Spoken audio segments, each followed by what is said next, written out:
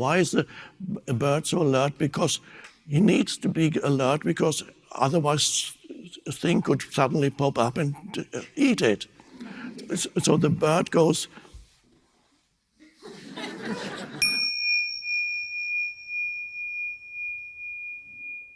this is a wonderful beginning of freedom, inner freedom, when you separate the interpretation from the actual thing.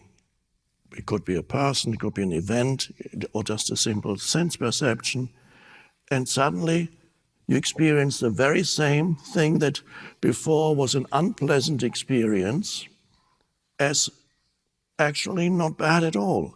Let's go back to the simple, you're standing in a lineup in the supermarket and it's just not moving and you get very irritated and think all the things that you should be doing and you shouldn't have come at this time, and why are these people so inefficient, can't they? And suddenly you're just standing there and you're breathing and you're looking around. Is that so bad? No. It's no longer bad because your mind isn't telling you that it is bad. It is as it is. Now you might say, that's very little, but what happens if something really bad happens? What happens if you come home and suddenly see the house that you live in has gone up in flames?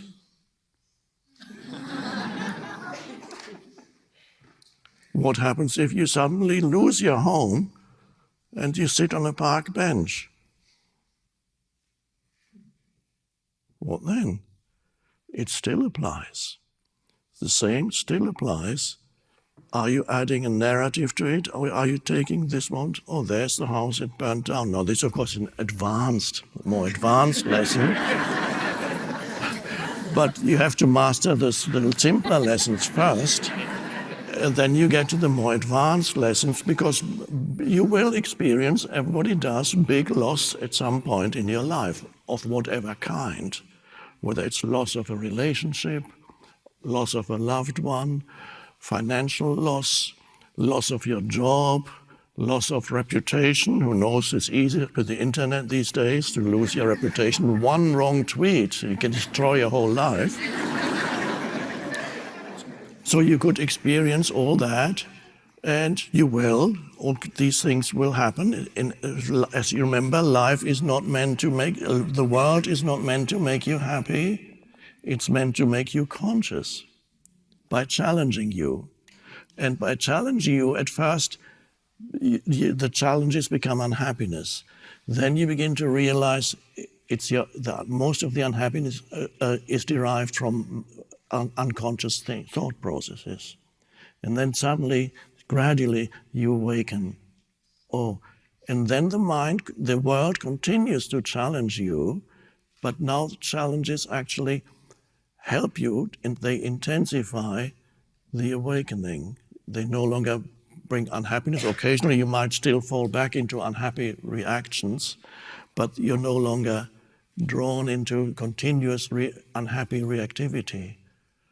The world is here not to make you happy, and that's, oh my God, that's so good to know, because if I hadn't told you that, maybe you would have gone through the next 40 years thinking the world would be here to make you happy, and it didn't happen. Very frustrating. The world is here the world challenges every life form continuously. Its life is precarious and challenging even for a blade of grass that grows.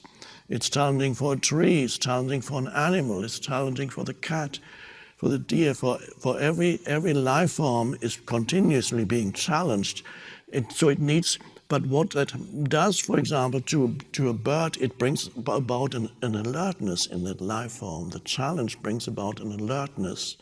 Have you observed how alert a bird is? A bird goes, there's an incredible alertness there. Why is a bird so alert? Because he needs to be alert, because otherwise a thing could suddenly pop up and eat it. So the bird goes,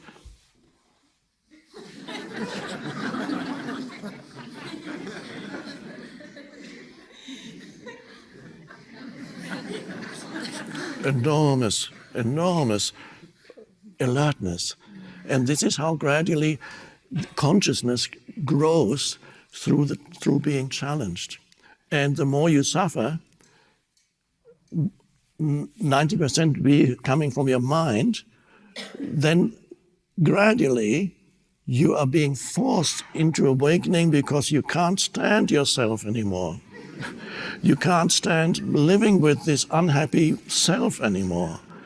And suddenly, and then you realize what the Buddha was talking about when the Buddha said, the self is the illusion.